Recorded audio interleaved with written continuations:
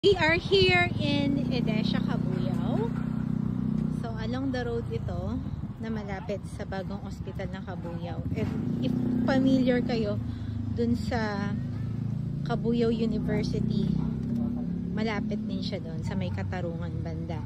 So, if you're looking for something like a rent-to-own house na medyo malaki at single attached, this definitely fits your requirement. So, true bank financing ito, pero no down payment siya. As in, 20K lang yung ilalabas mong reservation fee. Then, dire-diretso ng monthly yun. So, ang monthly niya around 39,000 per month. At ang required income para ma-approve ka to avail this house is around 130,000.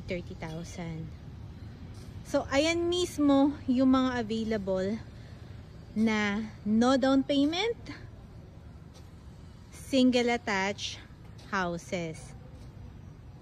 'Di ba? Sobrang lapit lang. Ito lang yung main entrance. Nilakad ko lang siya in a few minutes. Wala pang isang minuto ko siyang nilakad.